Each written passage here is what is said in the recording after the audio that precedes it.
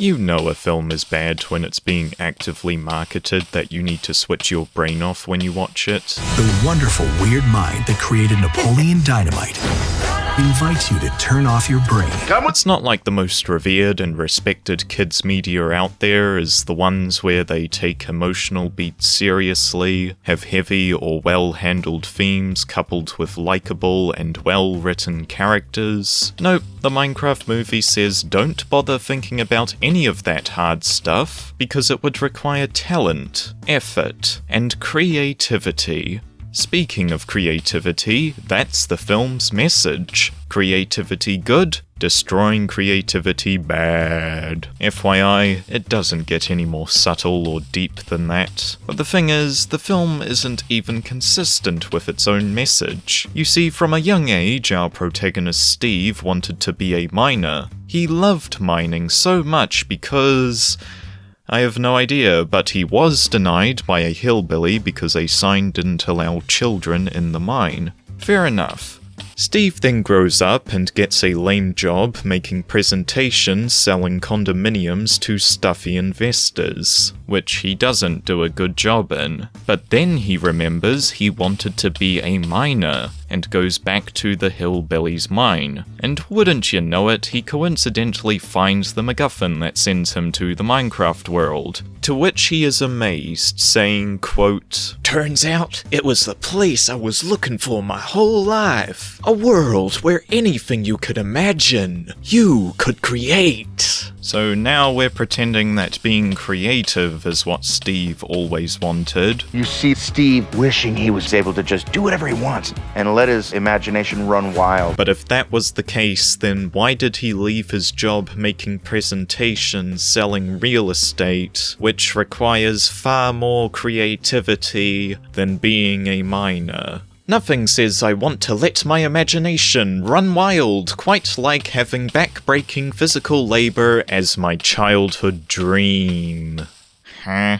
But he's not the only one that has issues with their character. Meet Jason Momoa's Garbage Man. Yes, that's his actual name. A once top arcade gamer from the 80s or early 90s who's struggling to pay rent for his dying video game store. He tries selfishly manipulating the other characters being stuck in the Minecraft world to help him find treasures that will save his failing business. This alone makes him the most interesting character in the whole film, because his goals are understandable and can lead to meaningful conflict with the other protagonists. However, he is given a punching bag loser archetype, as he is constantly belittled for trying to act cool or do anything in the film, which I'm not inherently opposed to, but there are advisable and non-advisable ways to handle such a character. Eventually, after failing so much and so consistently, you want to see them get some wins of their own, or provide context for why they might suck at everything they do to give them more depth. So many goals you never finished, dreams you never followed. You're capable of anything because you're so bad at everything. For instance, you could utilize his background as a champion arcade gamer. After spending decades honing his skills, he's become so accustomed to the way games are played on arcade machines that he is completely lost on how to interact with the Minecraft world, because he doesn't understand the mechanics and playstyle necessary to survive in that world. Then, as the film goes on, he starts getting the hang of things, while adding his arcade experience to give a unique flair to how he interacts with the world, as opposed to the other characters. Or you could have a story where he fakes his proficiency at games, and later reveals he was never really good, he just button mashed his way and got lucky somehow. Or you could make him totally against the playstyle of the Minecraft world, insisting on the far superior games he used to grow up on, and have him sort of represent the old guard of gaming compared to the newer generation. There's a plethora of options available here, and the film chose to do nothing with any of it. He just sucks really badly at everything. He has to be bailed out of an embarrassing defeat to a chicken jockey by Steve, who spent the whole fight tied up. Garbage Man also escapes certain death, not because of his own ingenuity, but because of a trick another character came up with. Essentially, he never has any real wins of his own, or anything about his personal backstory that plays into his journey, and that just makes his character really unsatisfying. Excuse me. He saves one of the protagonists from being blown up by throwing him to a safety ledge that's slowly moving away, and for no reason decides to not jump to safety with him, even though Steve hops across just fine right after, even leaving a slime block for Garbage Man to jump over with. Essentially, Garbage Man could have escaped with them. Even when he gets a win, it's undercut by how nonsensical it is. Then we have the child and his sister. The sister can be summed up as, I need to save my brother. It's been hard to look after my brother after our mum died. If I don't look after my brother, something bad will happen to my brother. And the brother is just this creative genius who solves any problem put before him, no issue whatsoever. Neither of these characters have any depth, there's nothing interesting to them, they're kind of just one-dimensional blank slates. By the way, did you know that these two's mothers died? Why did you say that name? That's what they tell us in their first scene driving to their new house, what the real estate person selling them the house tells them, what a picture with them and their mother tells us when they get into the house, and if you hadn't got the message by now, there's also a vase with a note at the bottom that says, To Natalie. Love, Mum. All of this is told to us within the span of about 3 minutes, by the way. Listen, I like show don't tell. Couldn't you have left it a mystery why these young kids are driving on their own with all of their stuff? Then have the real estate agent say something that vaguely alludes to the idea that these kids don't have a parent in their life. Then once they're in the house, you only show the note on the vase, and that way the audience can piece together what may have happened to their mum using their brains. Turn off your brain. Never mind. The only other thing about these two worth mentioning is that at one point the child gets stun-locked by an Enderman and is shown visions of Steve, his sister, and Garbage Man saying mean things to him, and he escapes this vision through the power of just blinking out of it. This isn't a moment of internal conflict he has to overcome, or a vision that elicits his worst insecurities about himself that affects his decision-making for the next part of the film. He just plot armors his way out of trouble. Amazing. Then we have Malgosia, an evil piglin sorceress who needs a MacGuffin to take over the overworld, and she is just really dumb. To tell you why, Steve once made his way to the Nether and landed himself in the middle of Malgosia's followers, which is really bad because he was carrying the MacGuffin she wanted. But never fear, despite being in prison, Steve and his dog Dennis somehow escape, and just take the MacGuffin away from where Malgosia was having it kept. Where was she keeping it, you might ask? In her personal stuff. The film does not explain how they do this, by the way. All it shows is a quick close-up of Steve taking it, with no other surrounding information, so I have to assume that Malgosia was so dense as to leave her key to taking over the world completely unguarded.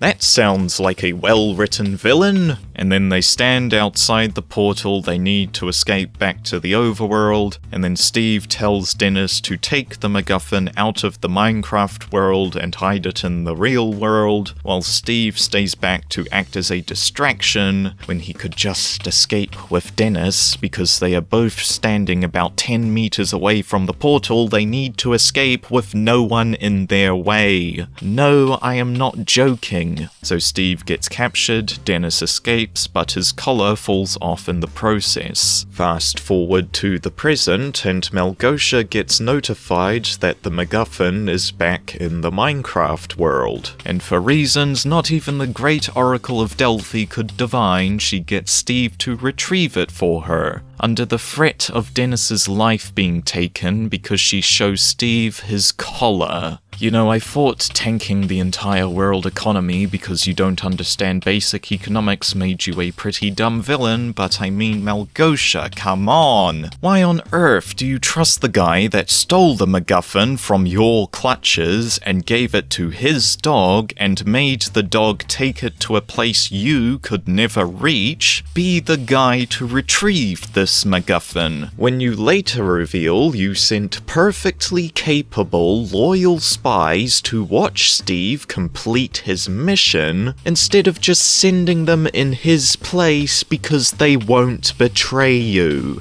And then Steve predictably betrays Malegosia the second he comes into contact with the people that have the MacGuffin, and Malegosia sends her forces in to take it anyway, instead of just doing that from the start, and they are led under the leadership of General Chungus. Hey, who let Elon Musk write this script? I am become meme. None of the other characters are even worth mentioning because they're all so forgettable, but that's not to say there aren't any more problems to have with this film, like how there are literally zero stakes to anything that happens in the movie. None of the characters ever take any damage, they don't have hearts, you can't harm them really in any way, but the film pretends like you can. Garbage Man not only takes a point-blank creeper explosion to his face, but also survives being blown up by about 15 blocks of TNT, also at point-blank range. And at one point, he's stuck in a hole with about 5 skeletons above him, shooting him with enchanted flame bows, mind you, for about 20 seconds in which he barely moves around, and somehow all the shots miss him. This hole is about 3 blocks wide, by the way, and even when they try coming up with ways to avoid the characters taking damage, it gets forgotten about. Like Steve, Garbage Man, and the child are hurtling towards the ground at speeds that would turn them into paste, and Steve saves them by throwing down a water bucket. That's a cool mechanic from the game and all, but then later the child has to reach the top of a very tall tower to get the MacGuffin out of a skybeam. Yes, it's really that tropish. So there's a chance he might be knocked off somehow and fall to his death. You'd think in the seemingly hours they had to prepare for the fight, he would have held onto a water bucket to catch himself, but no, for some reason, he didn't. Then there's just how unprepared Steve is for a character who spent years amassing all the wealth he could need in a Minecraft world, like diamond armor. He has a set at his home, but for some reason does not take it when he comes across a mysterious portal he's never seen before that then sends him to the Nether. He doesn't put it on when piglins attack the village where he keeps his diamond armor and where he could easily put it on, and he doesn't bother making sets for anybody else when they spend hours preparing to assault the piglin army that is gathering in the overworld, even though they make diamond stuff. Then again, when the film gives everyone plot armor, do you really need any kind of armor on? But that's not the only thing Steve is strangely unprepared for. At one point, him, the child, and Garbage Man need to jump off a cliff to escape some piglins, and Steve hands the others 2 sets of elytra wings. Interestingly enough, elytra wings can only be retrieved from end cities, in the end. And to get to the end, you need ender eyes. And to get ender eyes, you have to craft them with ender pearls and blaze powder. Blaze powder can only be made by killing blazes in the Nether. But in the film's timeline, the first time Steve goes to the Nether is when he gets captured by Malgosha, meaning he had no time in between then and when he gives out the Elytra wings to have gotten blaze powder, gone to the end, reached the end cities, and taken the Elytra wings. So why does he have them? Turn off your brain. Listen, I don't usually criticize things for how well they adapt source material as someone who grew up on Marvel films. All I'm saying is that if you thought this movie was in any way going to be faithful to the game, it ain't, by a long shot. I guess a better example would have been the final fight where they stick Terraria boots of swiftness onto an iron golem to make him a super golem that fights a giant piglin monster, with it ending with them fighting each other in the sky. Turn off your brain. Now, because I know the internet, I'm sure there are a minority of people that are gonna say, "Oh, why are you getting so annoyed at a film that doesn't take itself that seriously?" And sure, I am, but why can't a film that doesn't take itself seriously also be written well and stay true to the game? And second of all, I think we should expect better of our mass media entertainment than Jack Black just delivering bad lines while referencing something from the game, giving us scenes where Steve and Garbage Man do PG aerial combat 69ing, absolutely atrocious lines like, "First we mine, then we craft. Minecraft!" And having to watch a B story where a middle-aged wine mom dates a villager that serves precisely zilch purpose to the story besides, I don't know, some deluded executive person's ego got in the way. I have no idea what that storyline was meant to accomplish. All in all, the only thing the film did well was having a tasteful reference to Technoblade. That was appreciated, but everything else was a garbled mess. Right, everyone's gonna forget about this film in a week, and that's the last I'll ever have to think about it. Are you kidding me?